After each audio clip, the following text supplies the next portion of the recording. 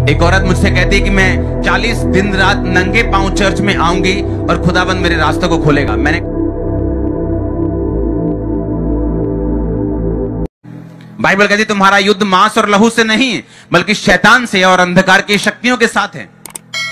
और अब आपको यह बात समझनी है कि परमेश्वर जो भी वचन आपके लिए लिखता है वो एक हथियार है आपका, ताकि आप उस हथियार को अपने शैतान के अटैक के खिलाफ यूज कर सकें।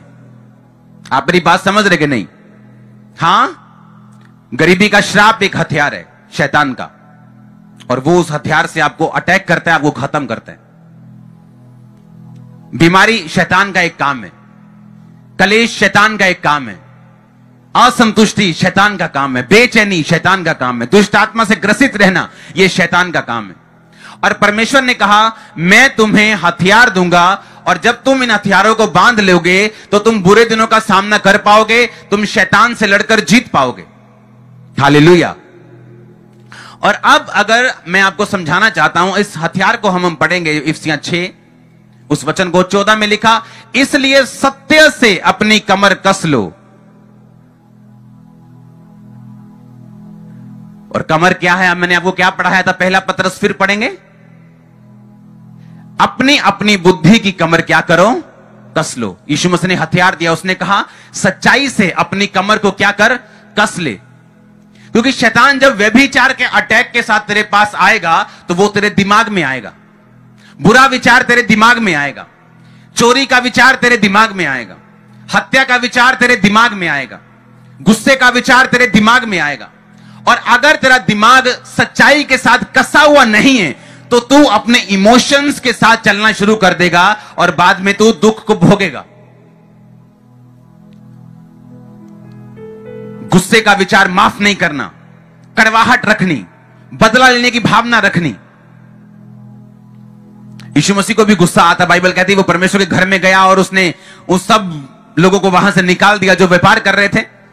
वो गुस्सा अलग है, वो धार्मिकता वाला गुस्सा है। लेकिन मैं शैतानी गुस्से की बात कर रहा हूं, मैं व्यभिचार की बात कर रहा हूं, मैं चोरी की बात कर रहा हूं, मैं पाप की बात कर रहा हूं, मैं उस बदला लेने की भावना की बात कर रहा हूं जो दिमाग में आपके आता है। और अगर आपके दिमाग में परमेश्वर का वचन नहीं होगा तो आप बहक जाएंगे।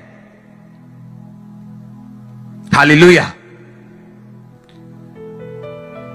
एक औरत मुझसे कहती है कि मैं 40 दिन रात नंगे पांव चर्च में आऊंगी और खुदावंद मेरे रास्तों को खोलेगा। मैंने कहा वो नहीं खोलेगा, क्योंकि तेरा बेस ही गलत है। तू सोच रही है कि मेरे नंगे पांव जाने से खुदावंद रास्ते खोल देगा। बाइबल में कहीं नहीं लिखा कि नंगे पांव से आने से तेरे रास्ते खुल जाएंगे। बाइबल कहती विश्वास से तू सब रास्तों को खोल सकती है। हालेलुया। तो परमेश्वर को उस तरह से मत ले जिस तरह से तू दूसरे लोगों में से आई है। ये परमेश्वर अलग है, ये विश्वास को देखता है। आमीन। कि तू अपनी जिंदगी में कुछ भी करे, कोई व्यभिचार करे, चोरी करे, चालाकी करे, और उसके बाद बोले कि मैं नंगे पांव चर्च में आ जाऊंगी। उसके बाद तेरा यीशु मसीह में विश्वास भी नहीं है, सब जगहों में तू जाती है, सब कुछ खाती है, और फिर तू कहती मैं नंगे पांव आऊंगी और मैं ठीक हो जाऊंगी। ऐसे नंगे पांव को परमेश्वर एक्सेप्ट नहीं करता। बाइबल कहती विश्वास से तू उससे सब कुछ ले सकता है। और उसने कहा सच्चाई से अपनी कमर को कस ले। यीशु मसीह ने भी कहा तुम्हारी कमर कसी हो। पौलुस ने भी कहा अपनी कमर को कस लो। लेकिन कमर है क्या? वो हमें पतरस ने सिखाया। उसने कहा अपनी अपनी बुद्धि की कमर कस लो। कैसे कसोगे? वो हमें इफिसियों में पौलुस ने सिखाया। उसने कहा सच्चाई से अपनी कमर कस लो। यीशु मसीह ने कहा कमर कस लो।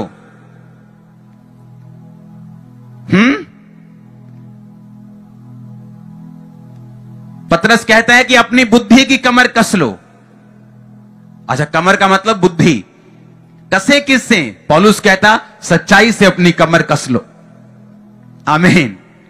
उसने कहता सच्चाई से अपनी कमर कस लो। फिर से पढ़ेंगे उस आयत को। सत्य से कहता अपनी कमर को कस लो, क्योंकि जब शैतान तुम पे अटैक करेगा वो तुम्हारे दिमाग पे करेगा। अविश्वास का जब अटैक होगा तुम्हारे दिमाग में होगा। तुम्हारे आसपास क्या हो रहा है, इससे अपने विश्वास को इस चीज पर केंद्रित मत करो। अपने विश्वास को इस चीज पर केंद्रित करो जो वचन में लिखा हुआ है वो सच्चाई है, वो मेरा परमेश्वर है वो चंगा कर सकता है, वो छुड़ा सकता है, वो एकमात्र परमेश्वर है। ये वचन में लिखा है और यही मेरे विश्वास का आधार है।